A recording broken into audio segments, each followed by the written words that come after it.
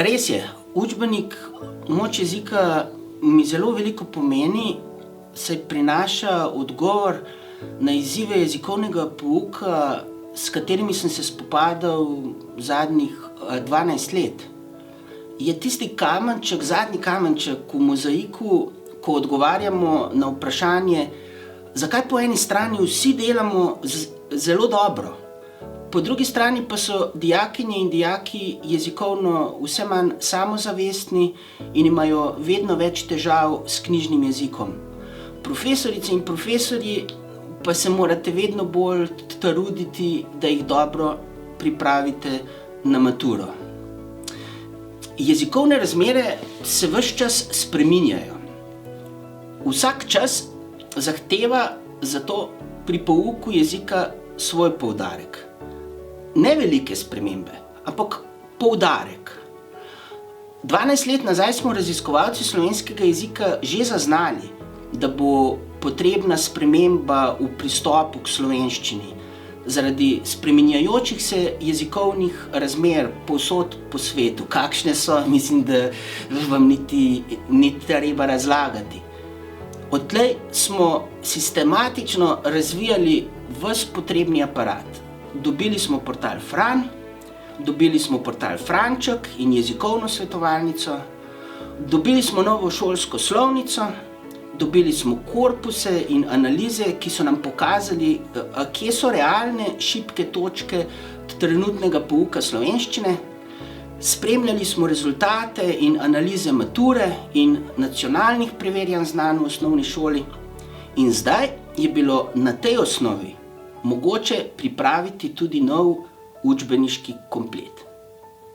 Zakaj je po mojem mnenju ta učbeniški komplet prelomen za jezikovni pouk slovenščine? Na kratko zato, ker bo omogočil boljši uspeh na maturi in večjo jezikovno samozavest ter kultiviranost dijakinj in dijakov.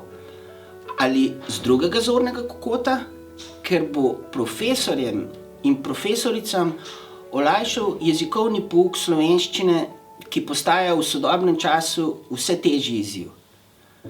Ne smemo pozabiti, da si vsak od nas želi, res iskreno želi, ves čas želi obvladati svoj knjižni jezik. Če dobi občutek, da mu to uhaja iz rok, pa se zateče k brezbrižnosti do njega.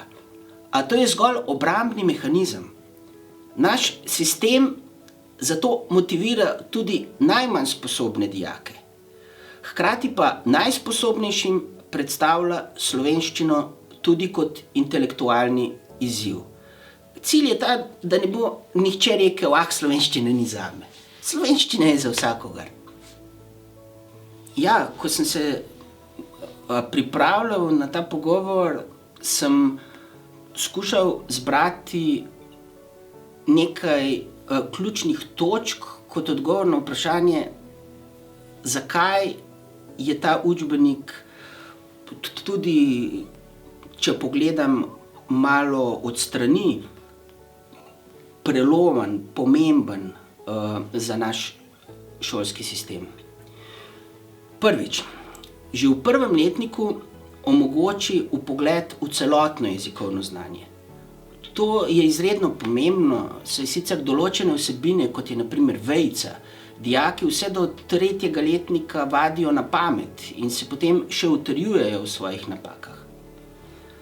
Drugič, učbenik ima strukturo, ki je sodobnim dijakom blizu. Znanje je podano pregledno. Velik poudarek je na ločevanju pomembnega in manj pomembnega znanja. Hkrati pa prinaša učbenik tudi izziv, pogled v znanost, razne ocvirke za najbolj navdušene dijake in tudi šale za najslabše. S tem je tudi delo za učitelja lažje, saj lahko vsakemu razredu prilagodi stopnjo poglobljenosti znanja. Učenci sproti spoznavajo tudi vzroke za svoje najpogostejše napake. Ves čas učbenik tudi povezuje snov na različnih ravneh, a je strukturiran tako, da ob tem ohranja preglednost, ohranja neko nit. Tretjič, učbenik izhaja iz besedil, vendar iz besedil, ki so kratka in zato obvladljiva za realno delo v razredu. Mi v razredu nimamo 7 ur za obdelavo neke snovi. Četrtič, učbenik ves čas izpostavlja jezikovno znanje, ki ga pridobimo pri pouku slovenščine, kot neko osnovo za opazovanje in učenje vseh drugih tujih jezikov, ki se jih učijo dijakinje in dijaki. Pa tudi kot osnovo za dojemanje jezika kot nekakšnega orodja, ki nam pomaga pri vseh predmetih v šoli in kasneje pri zaposlitvi. Petič, vse to pa je mogoče, ker učbenik kot prvi v našem prostoru prinaša popolno naslonitev na novo šolsko slovnico, kjer so pojmi, ki jih obravnavamo pri pouku slovenščine, prekrivni s pojmi, ki jih obravnavajo pri pouku tujih jezikov. Šestič, pri pouku pravopisa ne izhajamo iz učenja podrobnih pravil, ampak iz razumevanja, kako je do posameznih pravil sploh prišlo. To pomeni, da dijaki lažje uzavestijo pravopisna pravila, tudi ko pozabijo kako podrobnost. In tudi, če se morda učijo na pamet in kampanjsko. Sedmič, pri pouku besediloslovja izhajamo iz sodobnega stanja rabe besedil, ko se različne besedilne vrste v realnem življenju prepletajo tako, da jim še sami včasih zelo težko sledimo. Zato poudarjamo prednost poznavanja besedilnih vrst, hkrati pa pokažemo tudi na odklone v realnem življenju in jih razložimo. In zadnjič, osmič, v moji novi šolski slovnici, ki ima sledi ta učbenik, na videz ne prinašata kakih revolucionarnih sprememb. Če pogledamo podrobneje, pa odpravljata vrsto balasta, napak, nedorečenosti, ki so se nabrale v desetletjih navideznega poenostavljanja Toporišičeve in Žagarjeve šolske slovnice.